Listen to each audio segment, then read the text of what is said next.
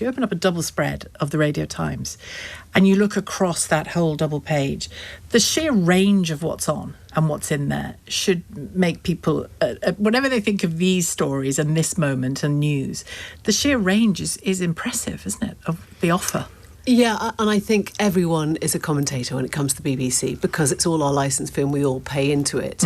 But if you take two people or more people who say the BBC isn't doing a good enough job, it needs to be a better version of itself, they can mean diametrically opposing things. So when Nigel Farage says it, he means it's woke and metropolitan and it doesn't speak for viewers outside London who aren't. And when Ed Davey comes on, he says it's because it's full of people like Nigel Farage and Reform that the BBC keeps platforming. In other words, everyone has a certain level of sort of underlying unhappiness with the BBC, whatever it does, from very, very different ends of the horseshoe. Which is the challenge of impartiality, isn't it? Addressing all of those. Yeah, and you know, look, last week the BBC was going on this fantastic victory lap after the success of Celebrity Traitors.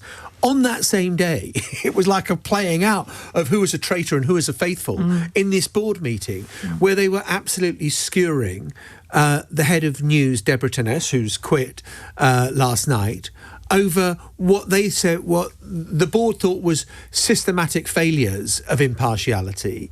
And she was saying, no, it's not systematic.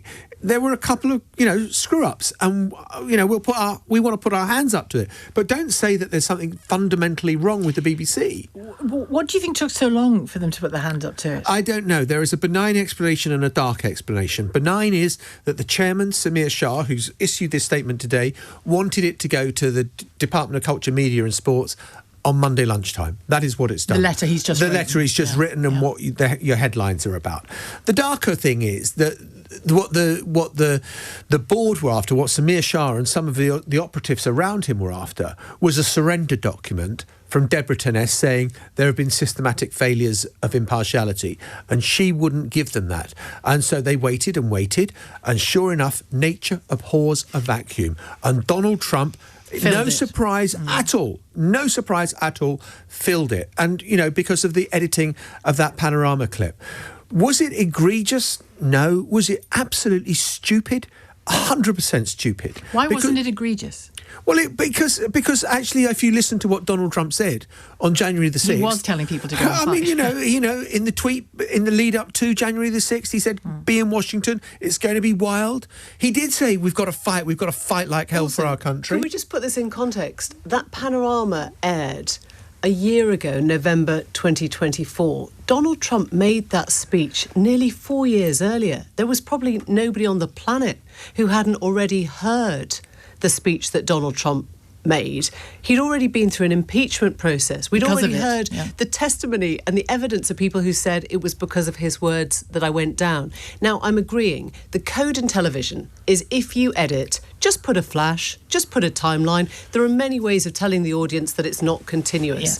But to suggest that the audience was, what was the phrase? Materially misled, that they came away with a completely different understanding of who Donald Trump was. And what he intended on that. And what he intended because of that. I don't think so. It isn't all about Donald Trump, though, is it? And Emily, I'm keen to speak to you, Emily, on the claims we've heard this morning from people from David Yellen from The Sun to, Observer, Editorial, saying this is an internal coup.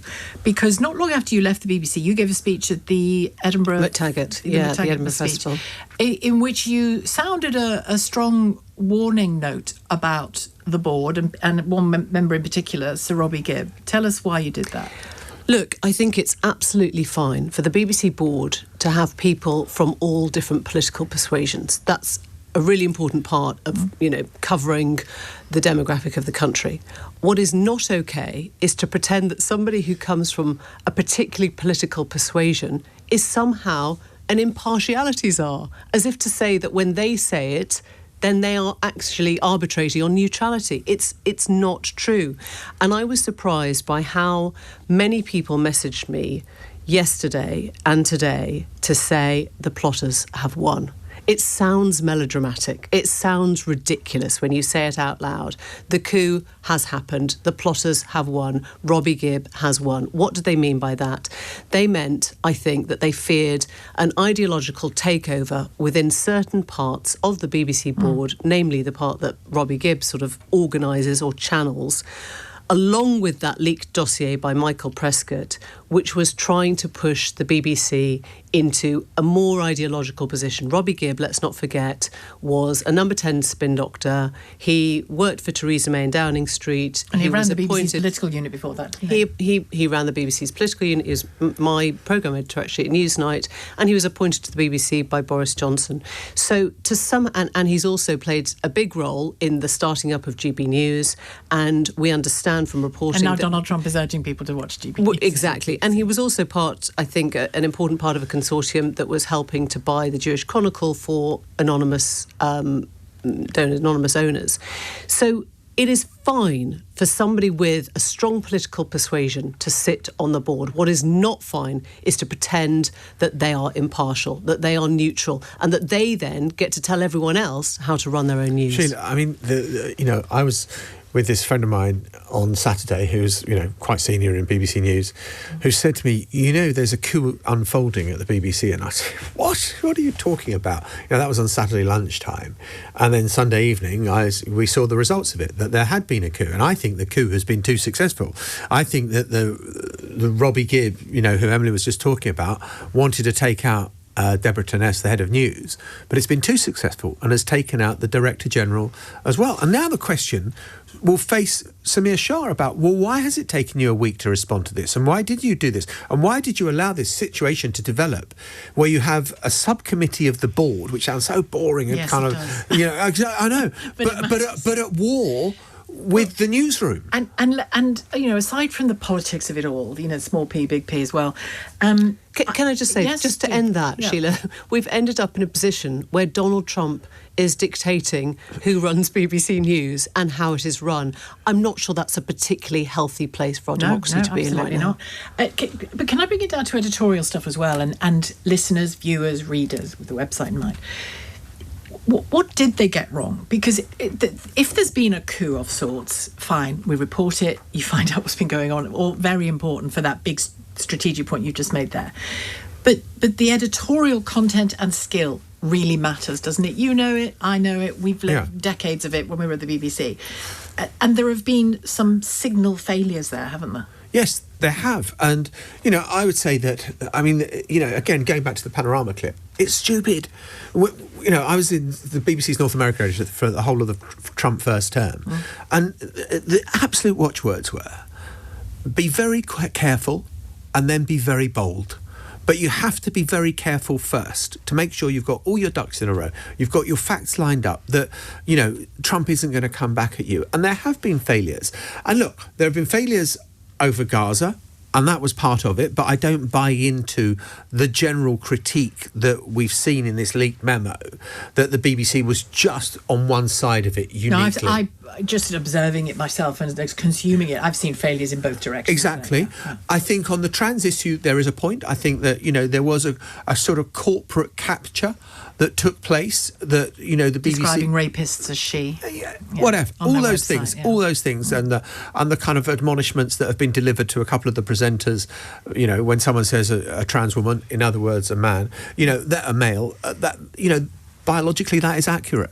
And so there were areas where the BBC has got it wrong. What the BBC is very bad at, I think, is early enough putting hands up and saying, we're going to take action on this.